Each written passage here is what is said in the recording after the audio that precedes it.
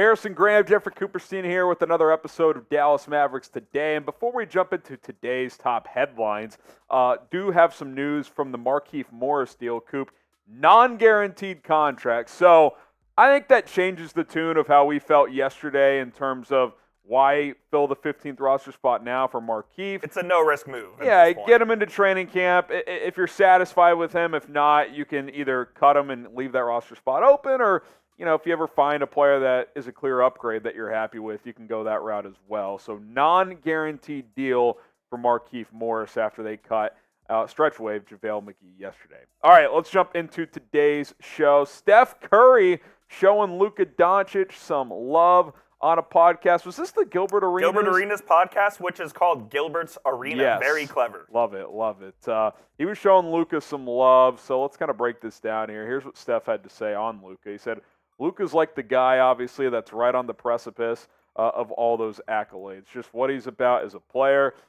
It's about that threshold of just how do you crack through. I hope it's not now, obviously, because he's still playing. But when you play against him, you can just feel it. And we know this, Coop. Everybody in the NBA knows this. Like, Luka, he's already great, but I think what Steph is saying, like, he can be all-time great. He can be all-time great. Like, if Luka had, like, the same career he's had for 10 more years, he'd be, like, a top 50 type of player. But if he does this and, like, starts winning at the level of the all-time greats, he could be a top 20 all-time player. I mean, he's that capable. And for context, this whole conversation started because Gilbert Arenas flat out asked Steph Curry, is he the greatest point guard of all time? And Steph said, yes, I think I am. It's me and Magic. And then Gilbert followed it up with, well, who do you think could be next? And then he followed it up with Luka. Yeah, and look, he's got the tools. He's got the size, the physicality, the shooting, the overall scoring. I mean, he's one of, and for my eyes, the last 10 or 15 years, one of the best passers I've ever seen.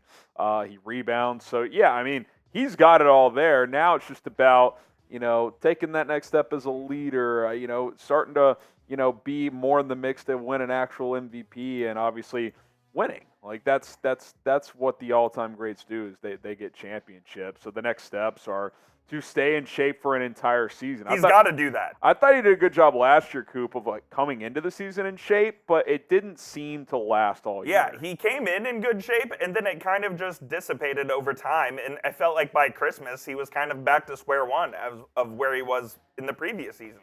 So he's just got to find a way to maintain his physical ability because he likes to play at a bigger weight, but I think the Mavs would like him to play at a little bit of a smaller weight just so he can last longer in this season. And to his credit, it seems like he's embraced that this offseason. Yes. Looks like he's shedded 10, maybe 15 pounds, and looks more cut as well. So we'll see if that can happen. Obviously, there's still some maturation. We know he's going to be a fiery player. He's passionate about winning, but you just got to pick your spots. Like, I actually think there are times when a technical foul is okay. Absolutely. But you can't be 20 games left in the season and we're worried about you missing a game because you have too many techs. And I understand that Luka gets hacked a lot, probably more than most players, and he gets very frustrated because the refs don't call it all the time. But when you're Luka Doncic, you cannot be getting suspended for technical fouls late in the season, especially when there are games on the line that the Mavs need to win. And Luka's admitted as such. He's like, yeah, I know I have to stop talking to the refs. Well, but you haven't done anything about it. So what are we actually going to do about it? Well, and I'll take it a step further. It's not just the text. It's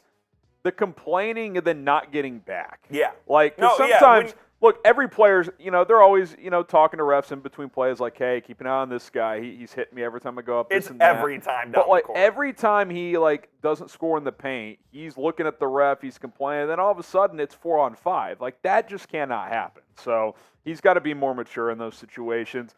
He needs to be a more reliable free throw shooter. Like, absolutely. Get to 80%. I'm not saying you got to be Steph and be a 90, 91% If guy. he's 80%, that adds 2 to 3 more points per game. I mean, he's averaging 35 a game at that point. So, yeah, if he can be a reliable free throw shooter, maybe that means teams will also stop fouling him as much. My rule of thumb has always been this. If you're a guard, and I qualify him as a guard. He is a guard. You got to be 80% in this league. I'm sorry. Like, you've been doing this your entire life. If you're big, you got to be 70%.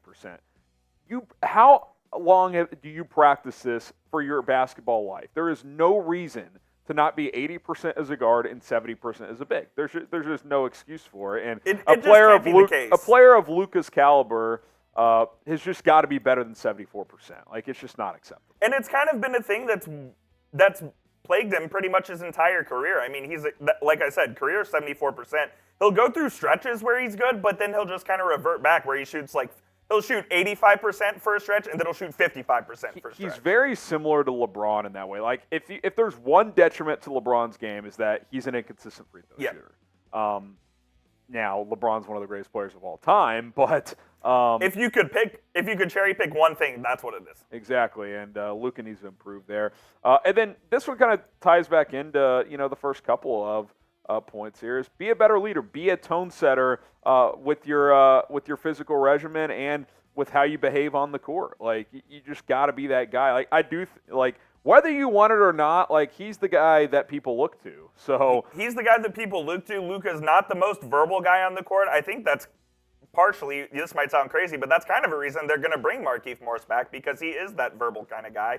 I think Grant Williams will be that kind of guy as well, but the Mavs need those voices in the locker room. I think your voice in the locker room also needs to be your best player, and Luka obviously is that.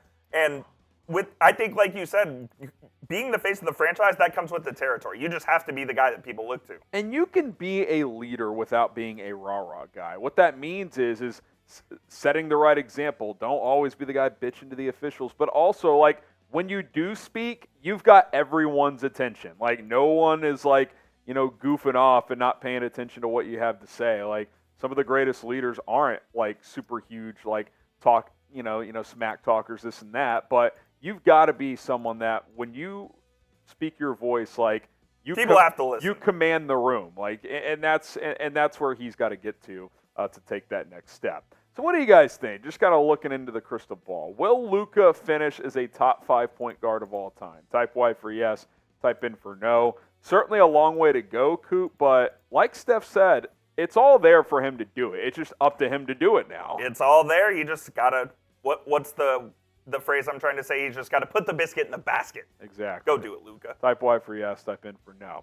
Let's talk about Usman Garuba, Coop. Mavs Twitter kind of ran with this idea because I believe, was it the Thunder who cut him? Yeah, the Thunder recently. cut him after he was traded from the Rockets. We've seen you guys in the comments talking about it. So we say, you know what? Let's talk about Usman Garuba, a former first-round pick from the Rockets just a few years ago. Could he become a Dallas Maverick? Stay tuned. We'll break that down. But, guys, season's going to be here closer than you think. About a month from training camp, Coop? Yeah, about a month, 4 weeks from, I believe training camp starts on September 29th, so about 5 weeks. Yeah, so 4.5, 5 weeks here. We're getting closer, so hit that subscribe button.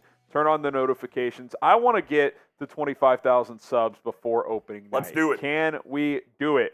Help us out. Go ahead and hit that sub button and turn on the notifications. So, Usman Garuba, Coop, 23rd overall pick, I believe, a few years ago. 6'8", 230, skilled player who was playing in Real Madrid, but just hasn't quite put it all together in the NBA. But I do think the connection with Luka in Real Madrid is interesting, right? You've got that going on. When Luka was winning the EuroLeague MVP and was the best player over in Europe, Garuba was just coming into the Real Madrid first team, and he played a few games with Luka over there. Now, Garuba wasn't a big part of that team that won all those trophies over there with Luka, but they do know each other, and they have some sort of familiarity there. Peter O'Keefe had this to say about Usman Garuba. The 21-year-old plays well above his size, using his strong frame to be a presence on the glass, where he averaged 1.6 offensive rebounds and 4.1 total rebounds per game last season. Obviously, he's shown signs of being an excellent passer and is beginning to develop a perimeter shot, having nailed 40.7% of his three-point shots in the 22-23 season. Now, obviously on low volume, but sure, but I think the point there is there are some raw tools to work with. You're not a first-round pick by accident. And, Coop, the Mavs have a two-way spot open. I'm sure Garuba would want a spot on a real 15-man roster, but you could bring him into training camp on a two-way and just see what he brings to the table. Again, Markeith's deal is non-guaranteed, so it's not like